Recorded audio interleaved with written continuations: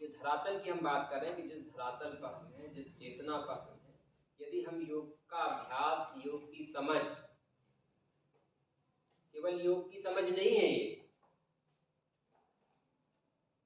हमने पहले भी चर्चा की कि जो आसन, जो भाव भंगिमाएं, जो मुद्राएं हम प्रस्तर प्रतिमाओं में देखते हैं, मूर्तियों में देखते हैं, वो केवल मूर्ति नहीं है, तो पहले भी बात की ना। और उसमें जिस ऊर्जा लेवल के साथ उसको बनाया गया, उसको कंस्ट्रक्ट किया गया, उसका निर्माण किया गया और जिस भाव को उसमें प्रदर्शित किया गया, वो जीवन में प्राप्त किए गए थे एक लंबी अवधि में, वो उस चीज को दर्शाते हैं।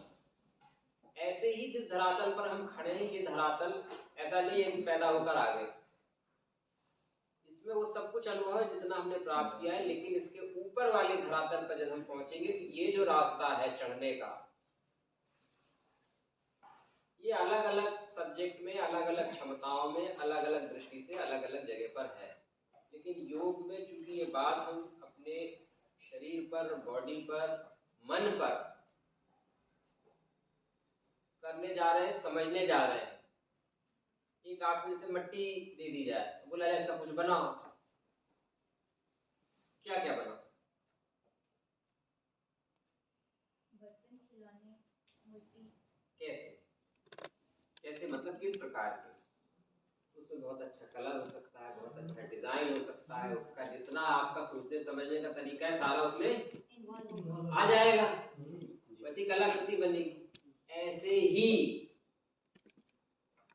इसको सुन के दिन भर विचार करना जो आगे बोले जा रहे हैं, ऐसे ही जितना आप काम करते हैं, जो ड्राइवर है अंदर देखने का, मन है अंदर चलाने का, जो आत्मविश्वास है, जो आपका कन्विक्शन है, ये आपके परिश्रम को और बाहर के कोऑर्डिनेशन को रूपायित करता है। ठीक है या नहीं? और जितना अच्छा आप इसको समझेंगे, जैसे एक दुकान में बैठा हुआ अपने कस्टमर को समझता है कि ये आया है, इसकी मनी पावर कितना है, इसका बैग कितना भारी है, इसका चेहरा लग रहा है कि हम हमारे साथ टिक पाएगा कि नहीं टिक पाएगा, उसके हिसाब से वो रेट बताता है, नेगोशिएशन होता है, हैगलिंग होती है और व्यापार होता है, सारा ऐसा चलता है। ठीक है या नहीं? इसी तरीके से आप जितना अच्छा अपने जो है मंदिर रूपी इस शरीर को समझ पाते हैं, रख पाते हैं, इसको सत्व गुण से, सात्विकता से भर पाते हैं, क्रिएटिव बना पाते हैं, रचनात्मक बना पाते हैं, ये तो ही अंदर की बात।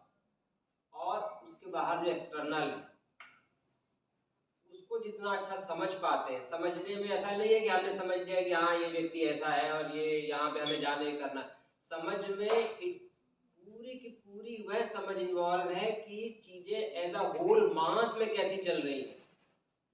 केवल एक व्यक्ति से आज का अभी का व्यापार नहीं है कि हमें बेचना है और कल दूसरा आएगा, बहुत दूर तक व्यक्ति, चरित्र और सारी दुनियादारी सारे कहीं ना कहीं कनेक्टेड है। इसकी भी यदि उतनी दूर तक समझ होती है तब इसको हम स्पिरिचुअलिटी, अध्यात्म कहते हैं, जिसको हम आगे समझेंगे।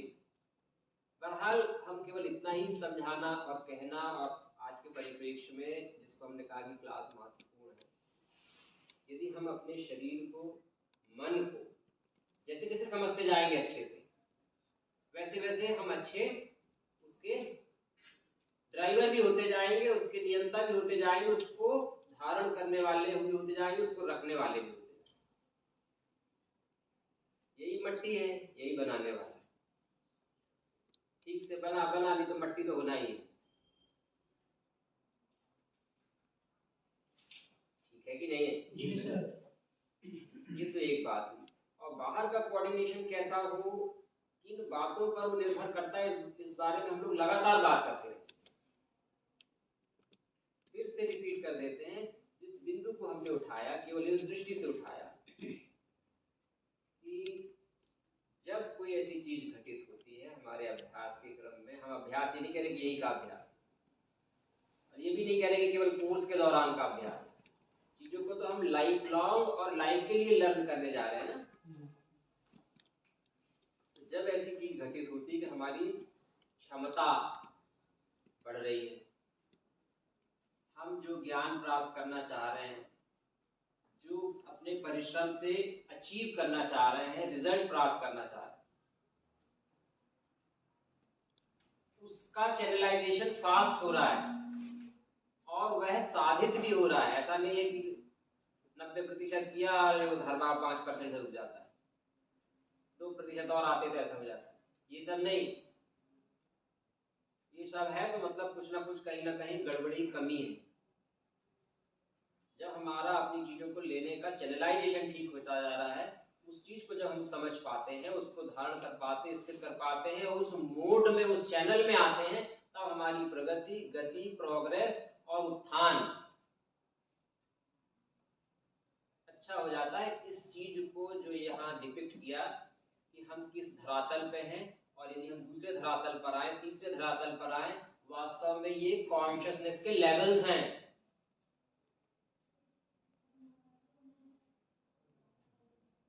कॉन्शियसनेस का लेवल मतलब चेतना का लेवल, जितना हम जान समझ रहे हैं, इसको रेज करने से वही चीज आप जल्दी कर लेंगे, वही चीज आपको डिफरेंट लुक दिखने लगेगा, वही घर आपको अलग से दिखने लगेगा, वही चीज पूरा का पूरा जितना आप काम करते हैं आपको लगेगा तो बड़ा आसान था करना, अब पहले तो बड़ा कठिन हुआ करता था। क्यों?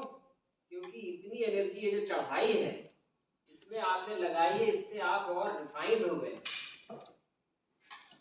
गाड़ी में सब चलाते हैं ना, नया मोटर होता है, थोड़ा फ्रिक्शन ज्यादा होता है, सही नहीं चलता है, कार, स्कूटर, बाइक हम खरीदते हैं, थोड़े दिन के बाद रम जाता है इंजन, तो बड़ा अच्छा चलने लगता है, ऐसा वो मैकेनिक बताता है ना। घर में भी नए हम जाते हैं, थोड़े दिन में हम उसको ऑर्गेनाइज कर लेते हैं, नए घर में आप गए, थोड़े दिन में ऑर्गेनाइज किया, थोड़ा और दीवारों के साथ, छत के साथ थोड़ा मैनेज किया चीज़ों को, उसको डेकोरेट किया, तो वही घर महीने, 2 महीने, 4 महीने, 6 महीने के बाद बहुत अच्छा लगता है। और वही घर, उसमें साफ सफाई नहीं रही, मैनेजमेंट नहीं रहा, मेंटेनेंस नहीं रहा, तो वही घर ऐसा लगता है कि अब दूसरी जगह जाते तो अरे यहाँ कुछ ज्यादा अच्छा लग रहा। इन चीजों को हम इग्नोर कर देते हैं जब हम ऐसा सोचते हैं कि वो हम इधर ज्यादा अच्छा लग रहा। इसका मतलब है कि जिस जगह पे हम थे उसको हमने प्रॉपरली नर्चर नहीं किया, आगे नहीं बढ़ाया। This is the one point.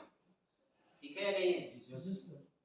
पहले अच्छा नहीं हुआ या जैसा भी है, कुल मिलाकर के जब चेतना का लेवल बदलेगा, बढ़ेगा, तो आपकी क्षमता भी बढ़ेगी, शक्ति भी बढ़ेगी, सोचने का दायरा भी बढ़ेगा, और जो अचीव करना चाहते हैं फाइनली, सारे हम लोग यंग हैं, आप सभी यंग हैं, बहुत कुछ जीवन में करना है। एक साइकिल पे चलना, एक बाइक पे चलना, एक मोटर बाइक पे चलना, एक ट्रेन पे चलना, एक एयर पे चलना, अंतर है डिस्टेंस को कवर करने में। न केवल डिस्टेंस को कवर करने में अंतर है, बल्कि और एक दूसरा महत्वपूर्ण, मोटी बात तो सब समझते हैं, और दूसरा महत्वपूर्ण है कि उसमें आयास कम लग रहा है। पैदल जाएंगे तो कितना परिश्रम लग रहा है, 10 किलोमीटर चल के थक के बैठ जाए, साइकिल से जाएंगे तो 20, 25, 30 किलोमीटर जा सकते हैं, उससे कम परिश्रम लगेगा। कहने का मतलब उतरने के बाद कुछ और आप काम कर सकते हैं। बाइक पे जाएंगे, पटना तक होके आ जाएंगे, पटना पहुंच जाएंगे, वहां और 20 काम कर लेंगे। इतना तो मोटा मोटा सबको समझ में आता है। इसी के बैकग्राउंड में है, जब हम योग के फिजिकल अभ्यास करते हैं तो जो हमारा बॉडी की ट्यूनिंग होती है और माइंड की ट्यूनिंग होती है। ट्यूनिंग का मतलब क्या? जो हमारी डेली रूटीन रिक्वायरमेंट है उतना उसको लगातार देने के लिए एक सिस्टम डेवलप हो गया है। जैसे बहुत सारा खा लें और पचा लें, लेकिन थोड़ा थोड़ा खाएं और थोड़ा थोड़ा पचाने का सिस्टम सही बना हुआ है तो सब ठीक ठाक चलता रहेगा ना। ऐसे ही योग अभ्यास से, उस पर भी अभी नेक्स्ट बात हम उसी पर करने वाले हैं, उसका कोऑर्डिनेशन, टूनिंग एक अच्छा बना रहता है, संयोजन अच्छा बना रहता है, एक उसका जो हार्मोनियस लेवल है माइंड बॉडी का बना रहता है। चीजों को, एक बहुत महत्वपूर्ण शब्द है जो आपको बताना भी है आगे, कोपिंग एबिलिटी बनी रहती है। कोपिंग एबिलिटी का मतलब होता है कि जैसे नई चीज कोई आ रही है,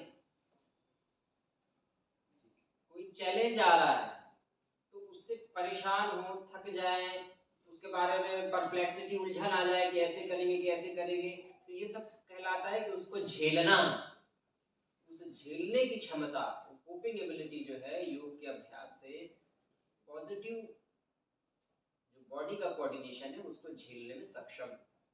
हम ये नहीं कह रहे कि केवल योग के अभ्यास से हो सकता है किसी की नेचुरल फिटनेस हो, बाई जेनेटिक ये सब मिला हो सकता है कि उसका खान पान ऐसा हो सकता है कि उसका दूसरे जो सपोर्टिव लाइफ स्टाइल हो उसको करती हो। ठीक है, बहुत सारे तरीके हैं, बहुत सारे लोग चल रहे हैं, बहुत प्रगति पर है, बहुत आगे बढ़े हुए हैं, लेकिन हम जिस फ्रेमवर्क में बात कर रहे हैं जो हमें पता है और जिसके माध्यम से दूसरों ने किया है और हम भी कर सकते हैं। ठीक है, स्पष्टता हो रही है। पहली बात हमने की कोऑर्डिनेशन, कोपिंग एबिलिटी, किस चीज के लिए, जो एक कॉन्शियसनेस का लेवल है जिसको हम समझते हैं, जब हम उसको बढ़ाने के लिए अपनी क्षमता के लिए प्रयास करेंगे, जानेंगे। क्षमता ऐसे अपने आप नहीं बढ़ने वाली कि कुछ ऊपर से जो है खुलेगा यहाँ से और अंदर भर जाएगा, सीढ़ियां नहीं होती हैं। ऊपर तो दिख रहा है ना, ऊपर के लिए पैर तो खुद रखना पड़ेगा और ये भी समझना पड़ेगा कि ऊपर पैर रखने से हम ऊपर चढ़े तो फिर ऊपर पैर रखने से फिर ऊपर चढ़ेंगे। इसी समझने की क्षमता को या बिंदु को या जब ये ऐसा घटित होता है उसको आपको बताने का प्रयास कर रहे हैं। ये घटित होता रहेगा और होता रहता है, लेकिन जब हमारी सात्विक वृत्ति होती है, सात्विकता सत्व का मतलब होता है एसेंस, तुरंत पकड़ते हैं चीजों को और तुरंत उसको सात्वीकरण होता है, इंटरनलाइज हो जाती है वो चीज तो बहुत अच्छी आ रही है, दिखता तो सब कुछ अच्छा है, वैसे क्यों नहीं दिन भर दिखता रहता, इंटरनलाइज नहीं हो रहा। तो ये जब इंटरनलाइज होता है, सात्वीकरण होता है, आ जाता है, तब बॉडी वैसा हो जाता है। इसका पैरेलल उदाहरण देते हैं जब आपको समझ में आएगा। जैसे कि रोज हम एक राउंड 2 राउंड में जाके दौड़े तो पहले दिन थकेंगे, धीरे धीरे स्टेमिना आ जाएगा। ऐसे ही ये सात्वीकरण है, ये सात्वीकरण की भी चैनलाइजेशन बनेगा तो आप जो सात्विकता और जो पॉजिटिवनेस है उसको पकड़ पाएंगे और उसको अंदर धारण कर पाएंगे। ये स्पिरिचुअलिटी सिखाता है और जैसे जैसे ये बढ़ेगा तब आप एज अ होल पूरे कोऑर्डिनेशन को ज्यादा से समझेंगे, ना केवल इंटरनल बल्कि एक्सटर्नल। ये भारतीय दर्शन, भारतीय स्पिरिचुअलिटी में छुपा हुआ, जिसको हम आगे लगातार चर्चा करते रहेंगे, समझते रहेंगे। ठीक है, फिलहाल अभी हम 2 ही चीज पर आज ध्यान केंद्रित करने जा रहे हैं। पहला तो कॉन्शियसनेस पर, यदि ये बढ़ती है तो इसमें केवल एक ही अंतर समझ में आएगा कि जिस किताब के एक पेज में एक पैरा को रटने में लगे रहते हैं ना, उसको ऐसा देखेंगे पूरा याद हो जाएगा, एकदम फोटोकॉपी जैसे नहीं होता है। Ditto line by line, word by word, ऐसा स्मृति होती है कि देख करके किताब को 10 मिनट पलटा करके बता देंगे कि इस पेज पर ये, इस पेज पर ये, इस पेज पर ये। अरे ऐसा हो सकता है कि नहीं? हो सकता है। कौन नहीं चाहता कि ऐसा? कहीं जाएंगे, ब्याह शरीफ हो चाहे XYZ हो, तो जिस गली से, जिस मोहल्ले से, जहां से गुजरेंगे वहां से सब पता होगा कि ये देखा, इधर ये है, इधर ये है, इधर ये है।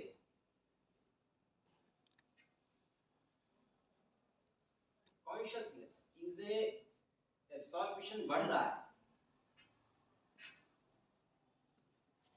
किसी को बोलो घूम फिर के आगे, पता ही नहीं क्या क्या है, तो याद ही नहीं। किसी को तो रास्ता भी, लोगों को, बहुत सारे लोगों को याद नहीं रहते कहां से आए, अच्छा इधर मुड़ना है, क्या है, अपनी अपनी क्षमताएं।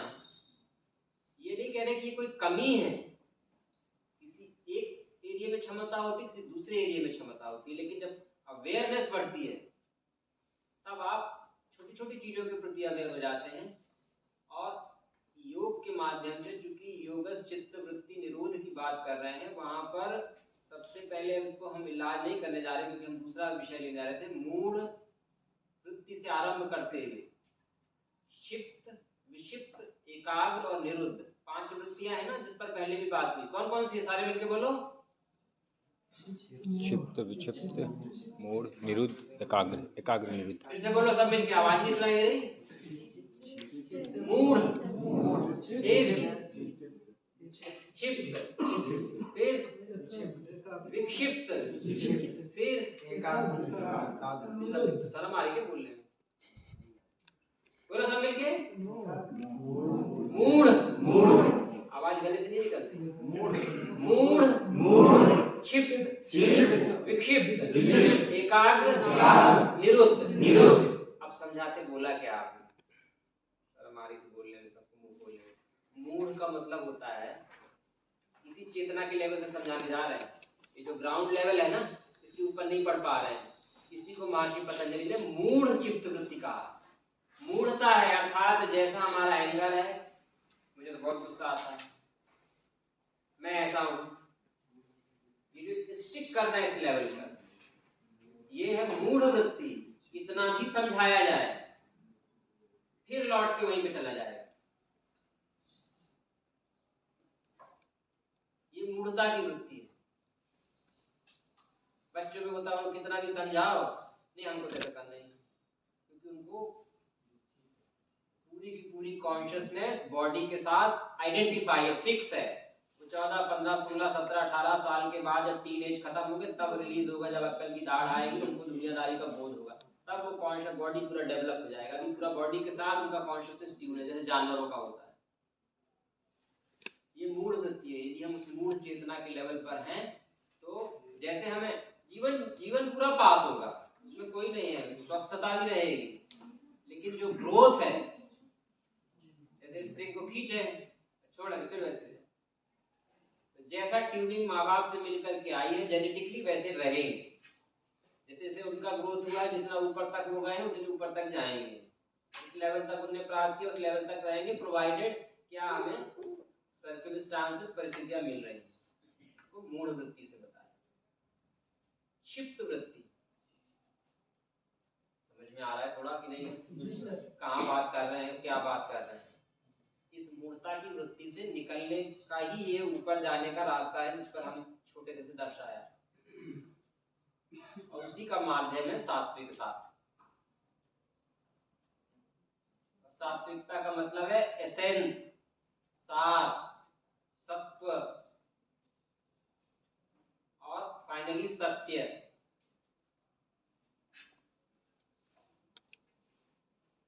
ठीक है, सत्य समझते हैं?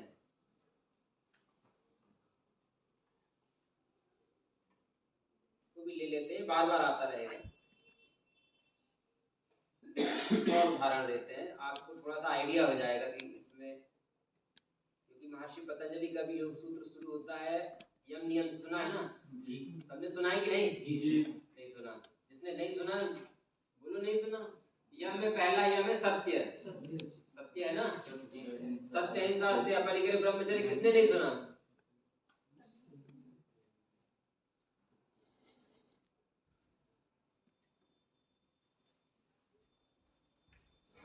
ये क्या है?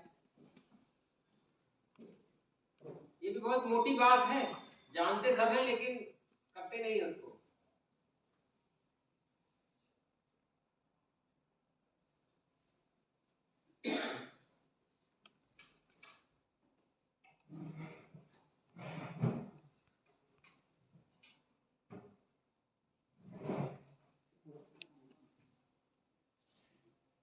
ये क्या बन रहा है?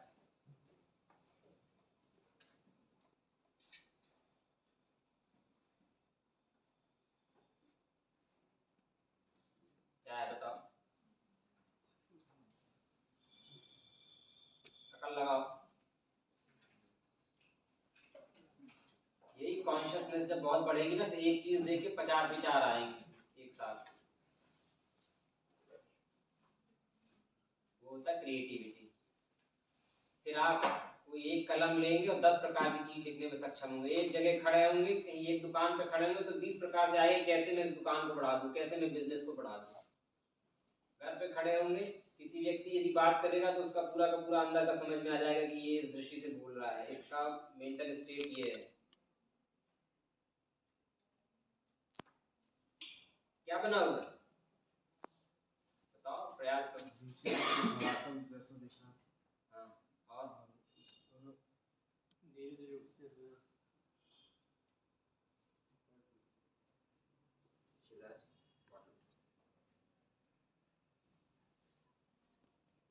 की बात की, उसी को दर्शाने का प्रयास है। सैटेलाइट तो जानते हैं जी सर। विज्ञान वाले, उपग्रह पढ़ाया है ना।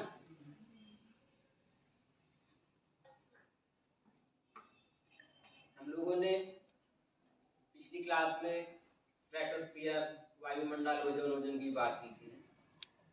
एक ग्रेविटेशनल फोर्स है।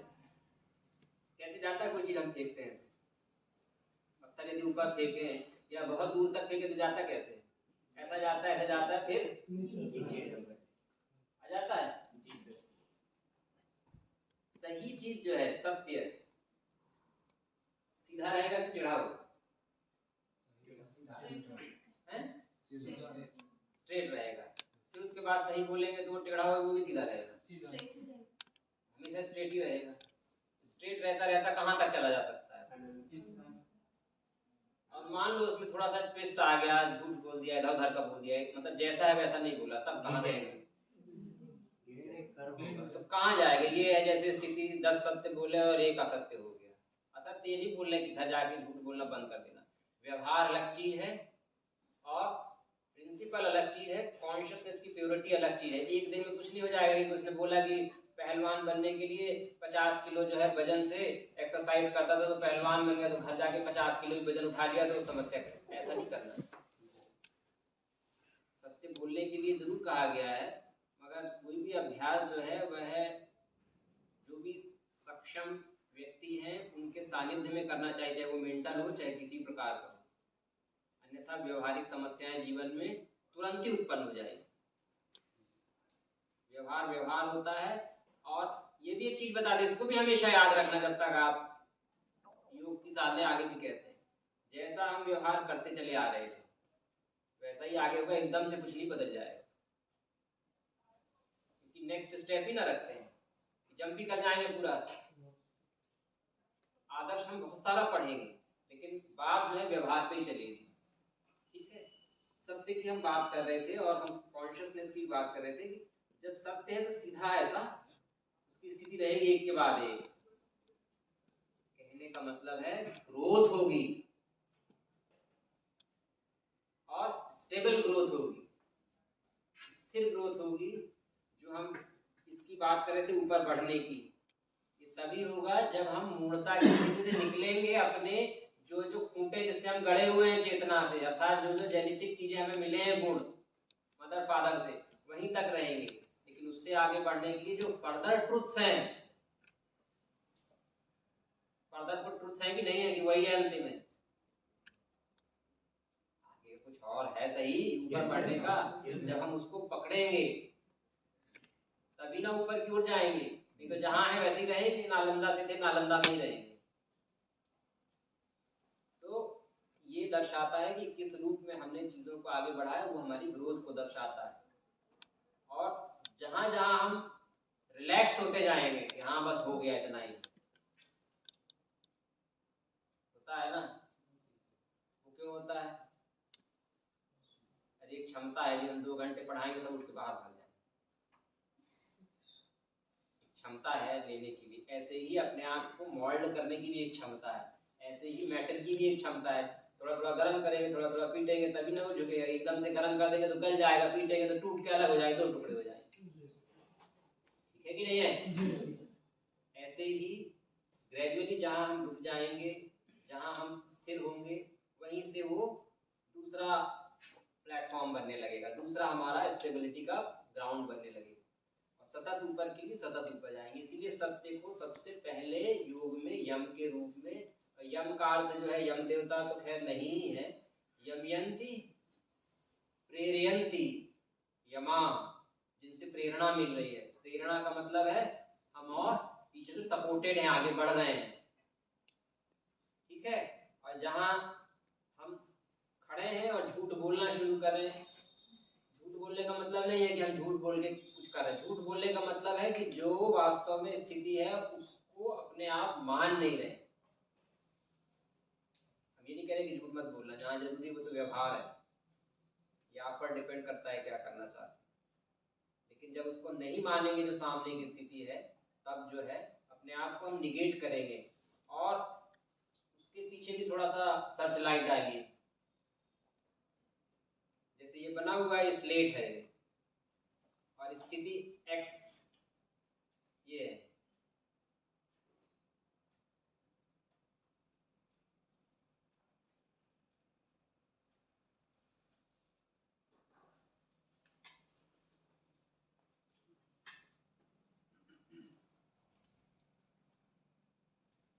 जैसे ये स्थिति और इसको हम मानते नहीं, तब क्या होगा? इसको हम कह रहे हैं कि खा है। असत्य, असत्य का मतलब ये हुआ कि नहीं? यही हुआ। इसको हम कह रहे हैं खा है, फिर हमने याद रखा कि हमने इसको कहा खा है दूसरे को, फिर वो मिलेगा तो हमको हमेशा तो खा ही ना बताना पड़ेगा, तो कहेंगे बड़ा झूठ बोलता है। अब दो हो गए, दो हुए ना, तो खा बोला तो याद रखा, फिर उसके बाद और बढ़ेगा ये, क्योंकि टेंडेंसी हो गई हमारी कि परिस्थितियों में ऐसे ही कर देंगे। अब किस दिशा में जा रहे हैं?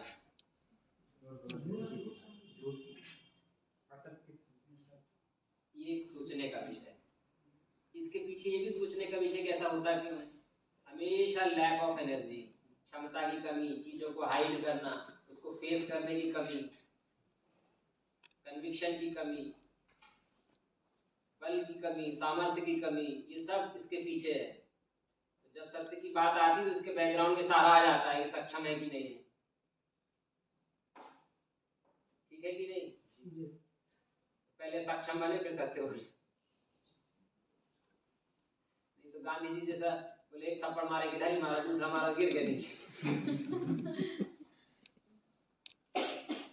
11-12 साल उन्होंने तब किया था, कपड़े उतार करके साबरमती आश्रम जो कहें देखा है तो एकदम खुला हुआ जगह सब करा है। तो पहला हमारा आज की क्लास का फोकस यही था कि विषय को हम गहराई से लेंगे तो गहरे जाएगा। एक दिन छोड़ के एक दिन आएंगे, टेस्ट के समय आएंगे, परीक्षा के समय आएंगे, लेके डिग्री एक और रख ले, एक और हो गई, तो वैसे ही चलता रहे। हम ये नहीं कह रहे कि रोज आएंगे तो रोज मिल ही जाएगा, अरे रोज आके लेना आपको है, ठीक है? ये पहली बात हुई, इसको समाप्त कर लेते हैं, फिर हम दूसरी बात को करेंगे।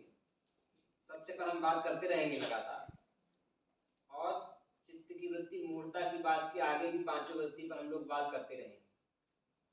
प्रयास ये है कि जो हमारा कॉन्शियसनेस का लेवल है, यदि वो थोड़ा बढ़ता है तो किस माध्यम से, किस चैनल से, किस अभ्यास से, किस वृत्ति से, किस भोजन से, किस व्यवहार से और किनके साथ में बैठने से बढ़ रहा है, यदि उसको हमने पकड़ लिया,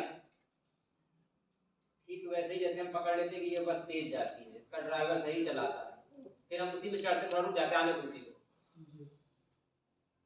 ये व्यवहार है, व्यवहार में इतनी चीज समझते हैं, तो उसी दृष्टि से कैसे कोई चीज घट रही उसको यदि हम पकड़ लेंगे तो हमारा जो एक समझने का, कॉन्शियसनेस का, चेतना का, बुद्धि का और पूरा जिससे व्यापार व्यवहार हो रहा उसको वो बढ़ेगा। जब वो बढ़ेगा तो सारी चीज उसी अनुपात में बढ़ेगी। उसी अनुपात का मतलब समझते हैं, एक और उदाहरण बना के बताते हैं, फिर हम दूसरी चीज को लेंगे, इसको क्लोज करेंगे। ये क्या है? क्या है? क्या है? शक्कर।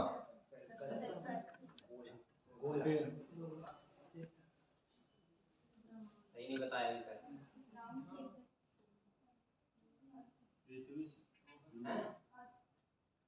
इतने सारे लोग एक चीज को सही नहीं बता पा रहे। प्रसंग में सही बताना चाहिए तो रटी रटाई चीज, अरे ये दायरा है जिसमें हम बरतते हैं।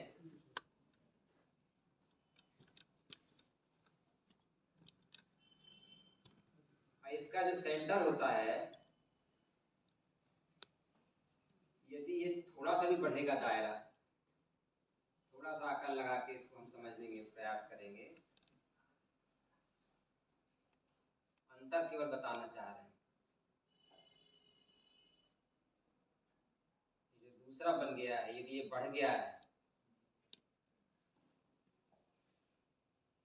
ठीक है,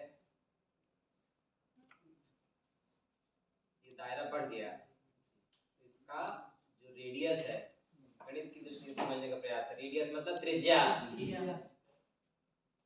तो इसका क्षेत्रफल कितना बड़ा?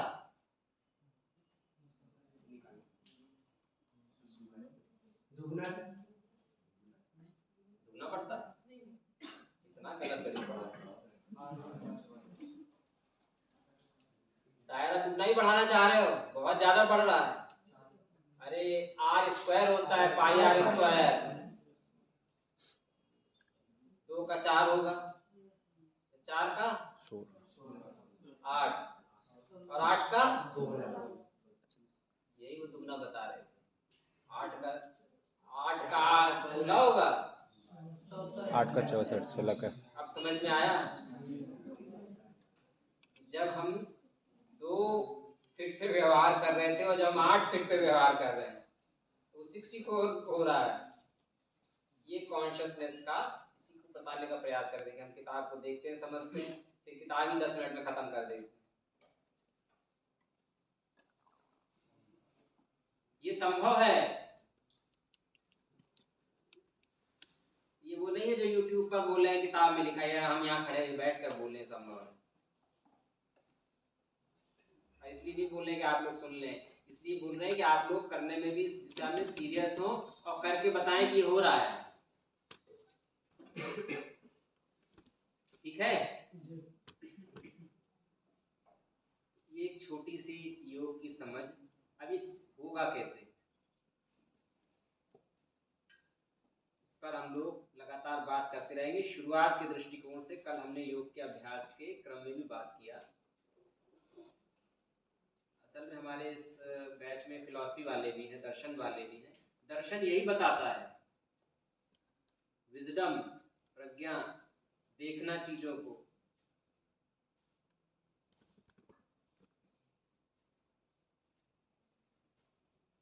जब हम योग का अभ्यास करते हैं, हम प्राणायाम का अभ्यास करते हैं, 2 बहुत मोटी और स्थूल चीजों को समझिए। कल हमने चर्चा किया था जब हम आसन कर रहे थे, फिर हम इसको भी पढ़ेंगे। जो भी काम हम करते हैं उससे एक फटीग होता है, उसका एक हमारा लेवल बना हुआ है ना काम करने। हम उतना ही कर पाते हैं, ग्रेजुअली कम बढ़ सकता है। और ये कुछ वैसा ही है जैसा कि हमारे अंदर जो भरा हुआ है।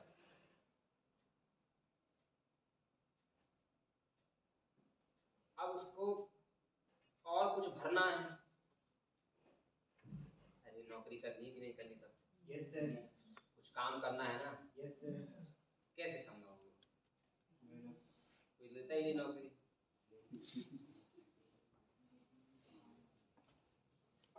कहीं जाते कोई पूछता ही नहीं।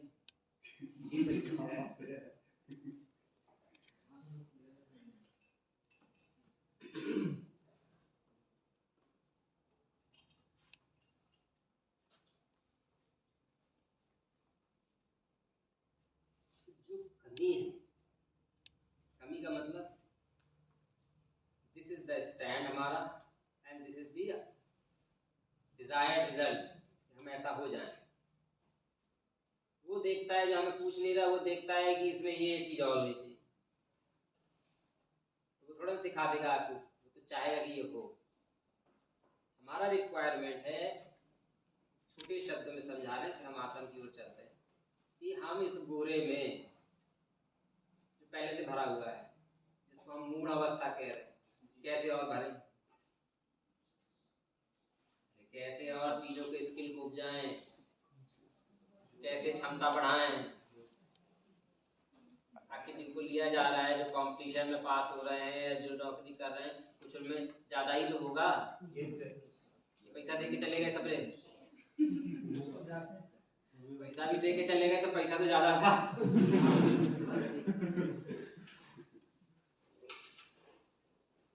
और यदि ऐसा कहें कि भाग्यशाली थे, कुछ नहीं मिलता तो ये भी कहा जाता भाग्यशाली। अरे तो भाग्य भी किसी चीज से बना होगा। कहने का मतलब कुछ ना कुछ तो कमी है। तो ये जो पूरा है और कैसे इसमें चीज भरी जाए, कैसे व्यवस्थित की जाए इस बॉडी में, हैं?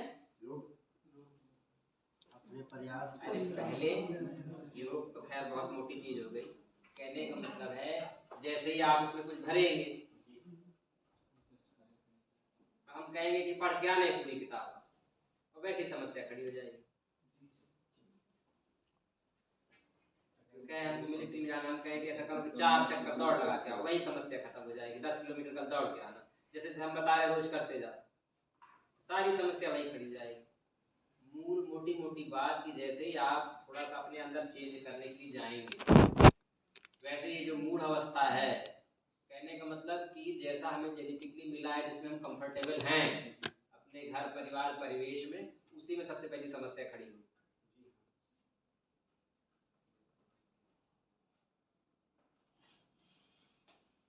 ठीक लग रहा है कि नहीं?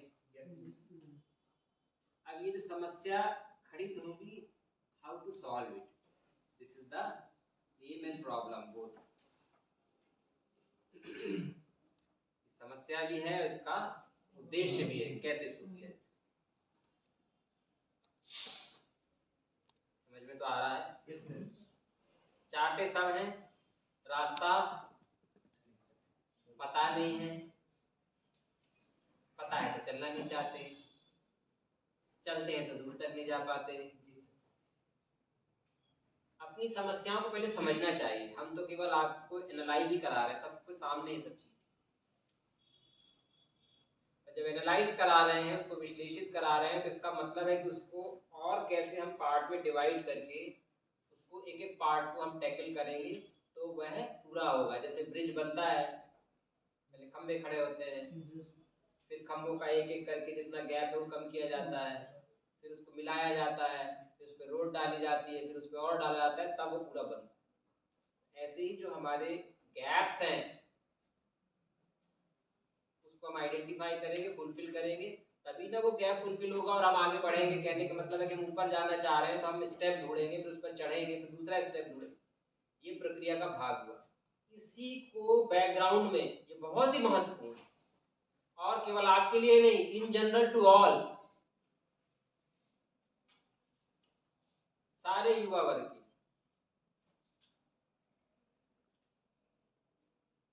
जब हमने मोटी बात की कि बोरे को हम अंदर भरने जाएंगे तो वही समस्या होगी कि बाकी चीजों को कैसे कोऑर्डिनेट करें। पहले से भरा हुआ है कि भाई ये सबसे पहले आराम में खलल आएगा, बोले रोज क्लास में आ जाओ, तब दूसरी चीजों कैसे छोड़े। सर वहां भी चीज तो काम है, तबियत खराब है, XYZ बहाने भी सारे रेडी।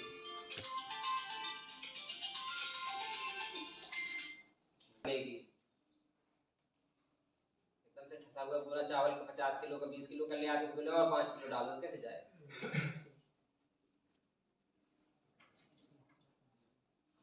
लोहे का एक टुकड़ा ले आया, बोला इसको जो है ऐसा करो कि इसका ऐसा ऐसा बना दो, तो बन जाएगा। ऐसे हाथ से उसको लेके मोड़ते रहे तो हो जाएगा। तो गर्म करना पड़ेगा ना। यही बात है, तप की बात, यही बात है कॉन्शियसनेस को समझने की। यदि आप अपनी बॉडी को अच्छे से, उसके मैकेनिज्म को अच्छे से समझेंगे तो आपका फोरबियरेंस, सहनशीलता, कहा गया कि ये पढ़ो और पढ़ने से हो रहा इरिटेशन, 5 मिनट के बाद उसको रख दिया तो टहल गया। ये जो इरिटेशन है इसको संभाल नहीं पा रहे हैं। जब ये संभलेगा तभी ना एक पेज के बाद दूसरा, दूसरे के बाद तीसरा और पूरी किताब, क्योंकि उसको कोप अप करना, चीजों को बियर करना, सहन करना, ये क्षमता योग के अभ्यासों से आती है, योग के दर्शन से, योग के ज्ञान से आती है। ठीक है। अब मोटे मोटे तौर पर केवल एक उदाहरण बता के इसको संपन्न करेंगे, फिर हम लोग प्रैक्टिकल करेंगे, क्योंकि ये तो बड़ी अंतहीन चीज है। कल हमने आसनों की बात की थी। जब हम खड़े होकर अभ्यास करते हैं, सामने झुकते हैं, पीछे जाते हैं, साइड में जाते हैं, forward bending, backward bending, side twisting, revolving, सब प्रकार का करते हैं। हमने ये समझाया कल, जो लोग नहीं थे वो भी समझेंगे बड़े ध्यान से। फिलोसफी वाले रहते नहीं है प्रैक्टिकल क्लास में, उनको भी मतलब रहते हैं तो बहुत ही अच्छा है। जो हमारा सबका बॉडी सिस्टम है इसको दिखा भी देते हैं आपको।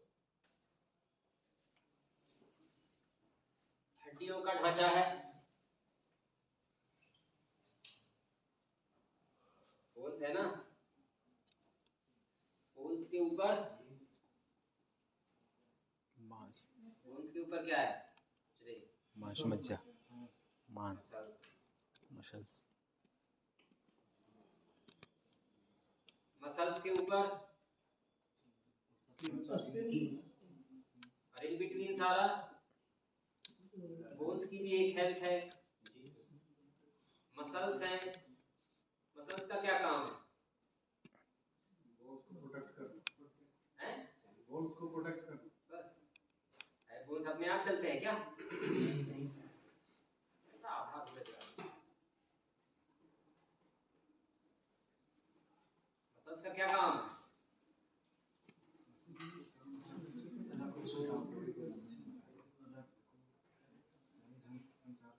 मांसपेशियों का क्या काम है? एनर्जी को बोन्स पर शरीर को ढांचा प्रदान करता है। शरीर को ढांचा मांसपेशियां प्रदान करती है, हड्डी हड्डी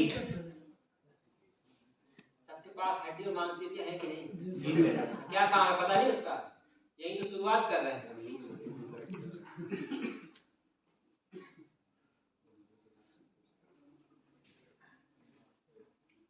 लगाओ अकल थोड़ा और।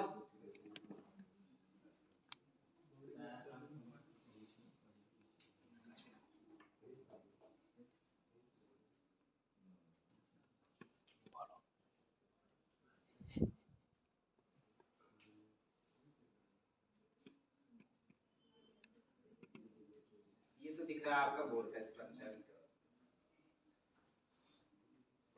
दिख रहा है? थोड़ा सा समझने के लिए, जिससे आपको योगासन की यूटिलिटी समझ में आएगी।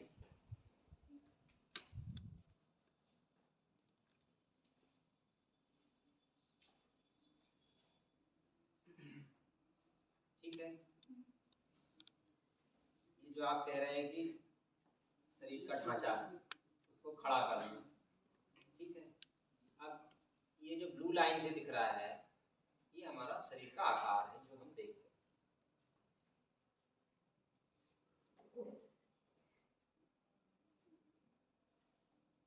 नी का बहुत सारा बना हुआ है, ये मसल्स है, उसका स्ट्रक्चर बना है कैसा है। मसल्स कहाँ पर होते हैं?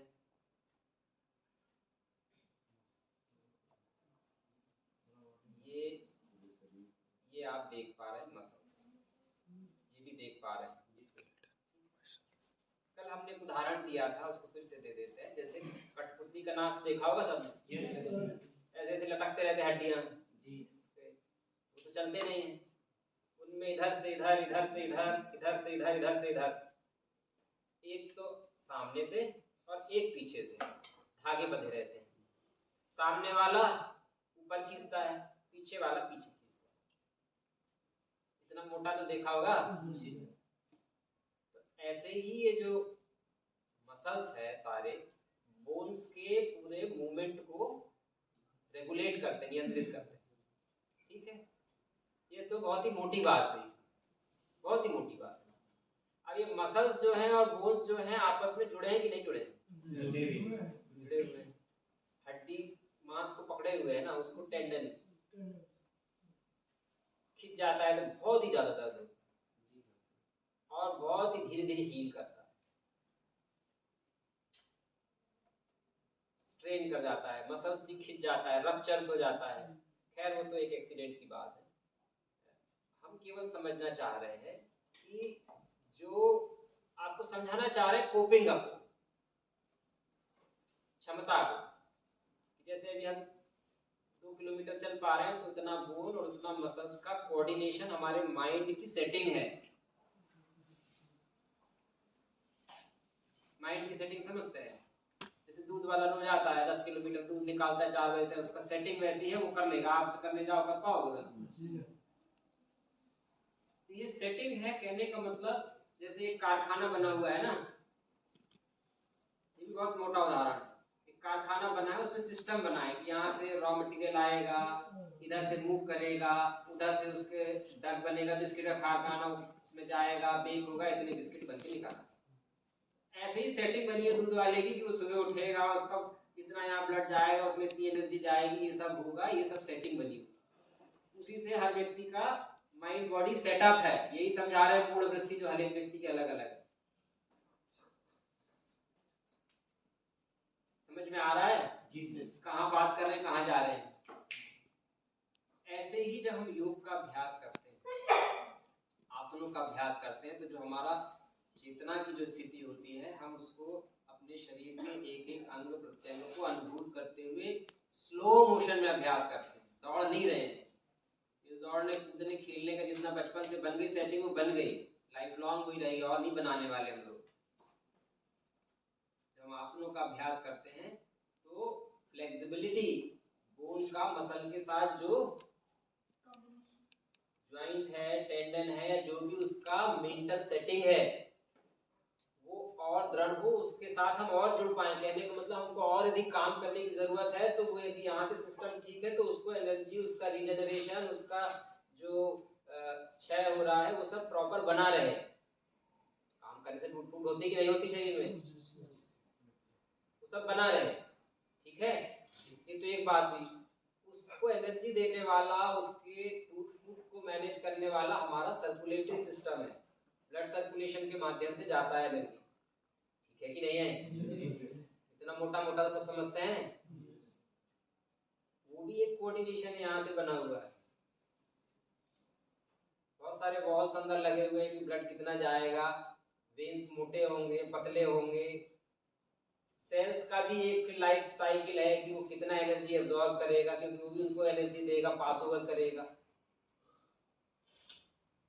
उनका आगे मैनेजमेंट चलेगा तो उनका कुछ ना कुछ बचा हुआ पार्ट भी निकलेगा, वो भी तो वापस आएगा, एक्सक्रीटरी सिस्टम से वापस निकलेगा बाहर।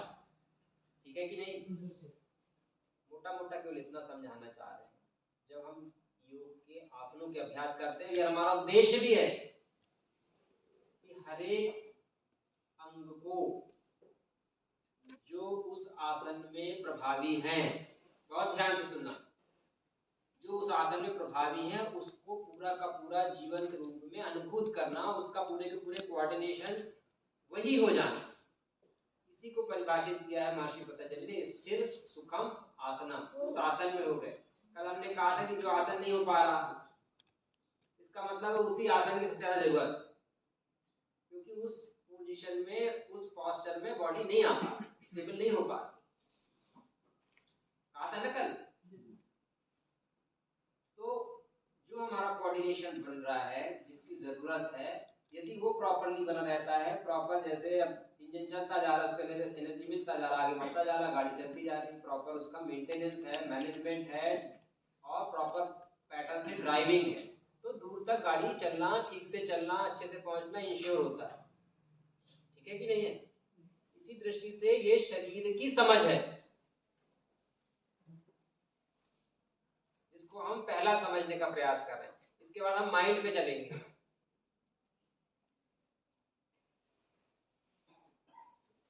सभी की इस प्रकार से सेटिंग है, अपनी अपनी बॉडी को सब जानते हैं, कैसे हमें ठंडी लग रही है, गर्मी लग रही है, किस चीज को हमें फायदा करता है, नुकसान करता है, थोड़ी मोड़ी या जितनी भी है घरेलू समझ सबकी है।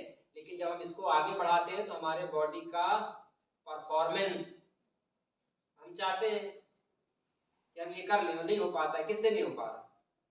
पड़ोसी से, शरीर से। जबरन करेंगे तो क्या होगा? जबरन करेंगे तो क्या होगा? करो किसी आसन को जबरन किसी दिन, अगले दिन खींच गया, आप तो वही ले रहा, बैठ जाएंगे। साइकिल चला, आप तो उतरेंगे ही नहीं जब तक नहीं आएगा नवादा बिहार। 10 चक्कर बोला है, 10 चक्कर राउंड नहीं होते, रुकेंगे ही नहीं। क्या होगा? ये तो एक स्थिति हुई। लेकिन जब प्रॉपर कोऑर्डिनेशन ग्रेजुअली हम समझेंगे, देखो यही है पॉइंट बहुत ही महत्वपूर्ण। बॉडी में एनर्जी रिजर्वायर होते हैं, जो आकस्मिक परिस्थितियों में खुलते हैं, जो हमारा आत्मविश्वास होता है, जो हमारा यहाँ से इस बोन का, इस मसल्स का नर्व के द्वारा तंत्र जुड़ा हुआ है, लाइन जुड़ी हुई है। जैसे वीआईपी मूवमेंट होता है ना, मुख्यमंत्री आ रहे सब गाड़ी को रोक, वही गाड़ी निकलती है, इतना तो देखा सबने। ऐसे ही जब बहुत कन्विक्शन है, आत्मविश्वास है, चीजों को करना चाह रहे हैं, तब मान लीजिए पैर ही चल रहे हैं, बाकी मूवमेंट बॉडी के जो पूरा है वहां से जुड़ जाता है, जैसे मुख्यमंत्री गुजर रहे हैं, तब हम ज्यादा काम कर पाते हैं। तब बात आ रही थी कैसे 76 घंटे आपने कहा कि हम जाग गए ना, प्रॉपर नहीं होगा तो स्लिपरी है और नीचे भी गिर सकते हैं, इसी को कहते हैं बीमार होना। करने गए और खिंचाव हो गया, ठीक है।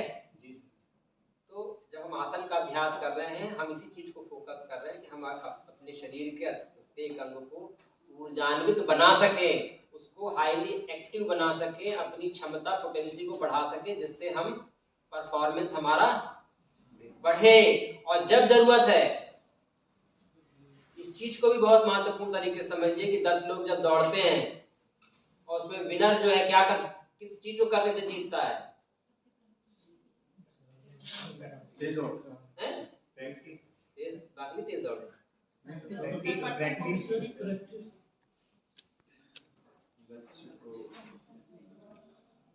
और प्रयास करो।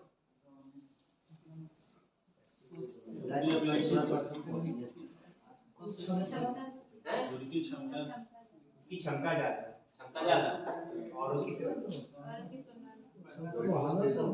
नियर अबाउट है, आंसर भी पूरा नहीं है। अरे 10 लोगों के साथ दौड़ के देखो, जब 4 आगे रहते हैं तो अपने सिस्टम को बढ़ाया जाता है, इस चीज को भूल रहे हो। इसी को तो कह रहे हैं कि वो जो वीआईपी मूवमेंट हो रहा है तो बाकी चीज को रोक दिया गया, उसके सामने चैलेंज है, वो अपने सिस्टम को इतना बूस्ट अप कर रहा है, उसका कोऑर्डिनेशन इतना बना है, तब वो आगे निकल पा रहा है दूसरों से, और बाकी उसको नहीं कर पा रहे हैं, या उस लेवल तक नहीं कर पा रहे जिसको आप कह रहे क्षमता। ठीक है कि नहीं? ये कोई सरल बात नहीं है। यहीं पे शॉर्ट होते हैं, यहीं सिलेक्शन नहीं होते, यहीं पे फेलियर होता है, यहीं पे असफलता होती है। ठीक है कि नहीं? yes. अब ये चैनलाइजेशन के बाद आसन का केवल शरीर का नहीं है, इसमें बहुत सारे एक्सटर्नल फैक्टर्स हैं। इसमें भाग्य भी है, कर्म भी है, अच्छे भाव भी है, अन्य लोगों की सद्भावना भी है, धर्म भी है, कर्म भी है, पता नहीं कितनी सारी चीजें हैं। ये तो केवल हम एक शरीर के एक पर्सपेक्टिव से बात कर रहे हैं, ठीक है। उन सब चीजों को हम समझे जाने। बहरहाल हमने केवल एक आसन का उदाहरण दिया और केवल इतना ही कहा कि उसको करने में जब हम पूरे बॉडी में इन्वॉल्व होते हैं, इसी को दूसरे तरीके से समझाया गया है।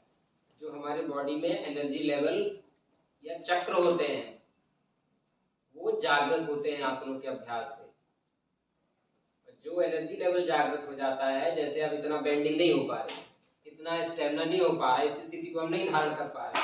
अब कहा गया बैठ के पढ़ो 10 घंटे, थोड़ी देर बाद कमर ही दुखने लगी, अटेंशन नहीं हो रहा है, कंसंट्रेशन नहीं बन रहा।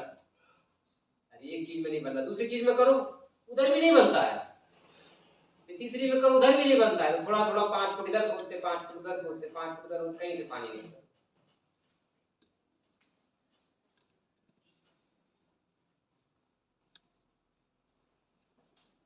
अपनी हम अभ्यास को, शरीर को अच्छे से समझ पाएंगे योग के आसनों के माध्यम से, और फिर से इसको गठान बांध के समझेंगे। स्थिर सुखम, जब स्थिर सुखता की स्थिति आएगी तो एंजॉयमेंट हो जाएगा, वो चीज अपने आप अवधार्य हो जाएगी।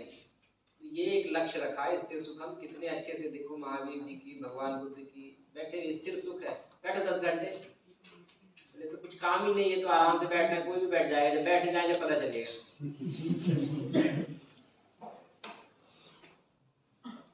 ठीक है, तो हमने 2 चीजों को आज लिया। पहली चीज को तो बड़े चैलेंज से, कोपिंग अप एबिलिटी से, बॉडी कोऑर्डिनेशन, मूवमेंट, इन सब चीजों को समझने का प्रयास किया। क्यों कोई चीज हो पाती है, क्यों कोई चीज नहीं हो पाती, कौन से फैक्टर इन्वॉल्व है, योग में क्या मिल सकता है। और हमने जिस महत्वपूर्ण चीज को समझा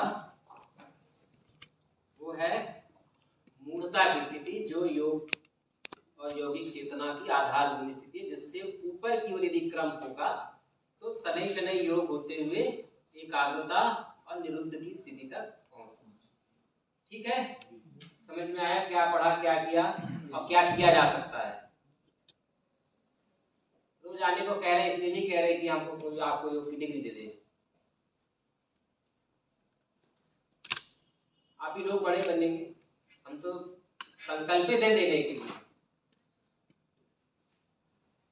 ठीक है,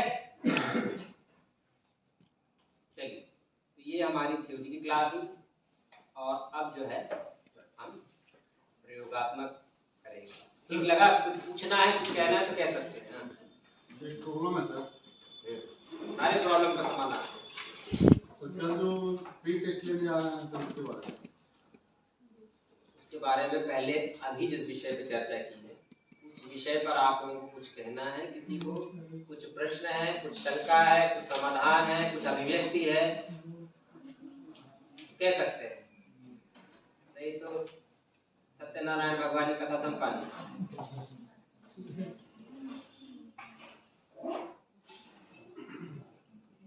कहना चाह रहे हैं, पूछना चाह रहे हैं, कैसा लग रहा है? अच्छा लग रहा हैं? कुछ कहना चाह रहे हैं? क्या समझ में आया, क्या पढ़ा? पढ़ा कि नहीं?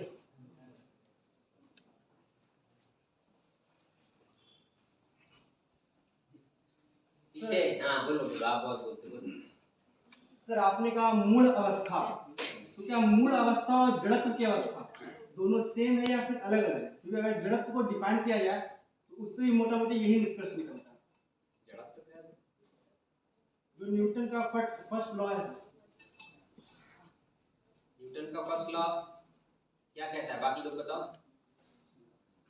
जो जिस स्थिति में रहता है वही स्थिति को तकलीफ का बाहरी बल ना लगे। और मूल अवस्था में सर वही करना है। सारे बोलो, ने क्या बताया न्यूटन का फर्स्ट नियम? यदि कोई सब मिलके बोलो। कोई भी वस्तु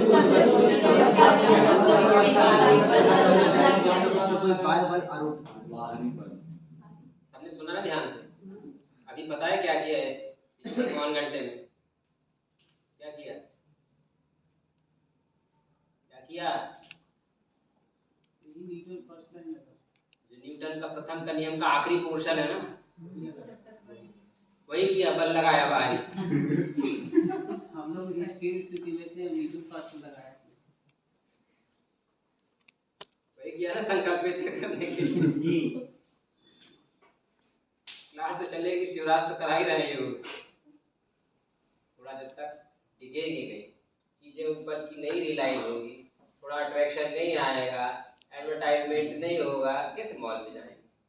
वहाँ लाइट बहुत सारी नहीं लगेगी, जब तक कैसे ज्यादा पैसे खर्च?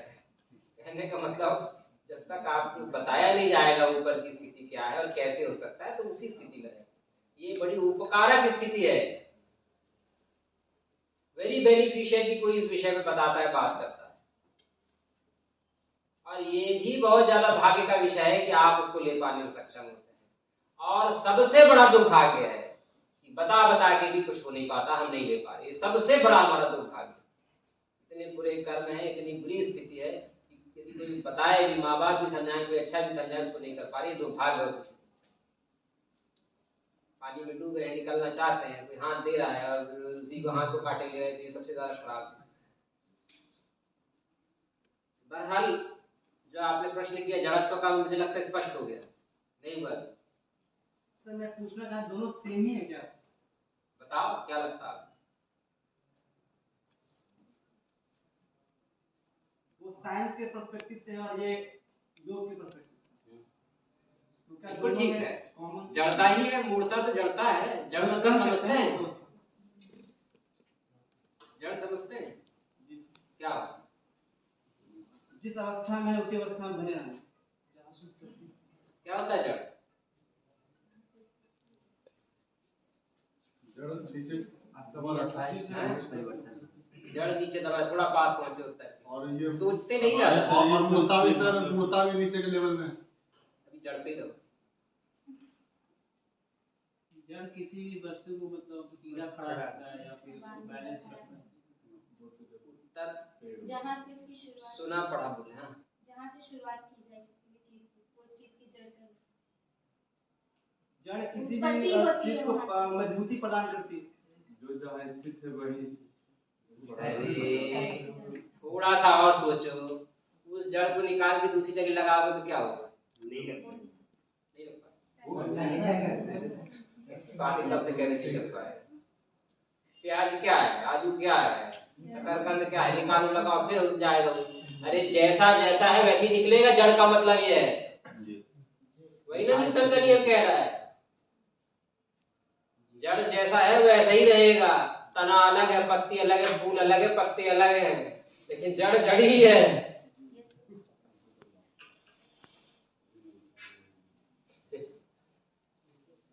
ठीक है या नहीं है? ये देखने सोचने का तरीका, आप भी सोच रहे हैं, हम भी सोच रहे हैं, समझने का तरीका है अलग अलग, समझाने का भी। जड़ है जड़ ही रहेगा जब तक बाहर से बल ना हो। बाहर से बल कौन कौन सा होता है? जड़ की बात करें, पौधे की जड़ की। मिट्टी जैसी होती है, पानी जैसा होता है, मौसम जैसा होता है उसके साथ। ठीक है, सब बाहरी फैक्टर है। नहीं, लेट अस क्लोज। ठीक है, ठीक है। और कोई प्रश्न? प्रश्न आएंगे तो और भी इस चीज आएगी, ऐसी बात नहीं है। आप लोग सोचें और उसको प्रयास करें, पढ़ाई का विषय नहीं है। और ये भी बता दें, क्लास पढ़ाने में बहुत एनर्जी लगती है, इसको आसान काम नहीं माने, कर नहीं सकता व्यक्ति। दूसरा, बहुत अच्छा सुनाते हैं। देने की वृत्ति होती है, देने की वृत्ति।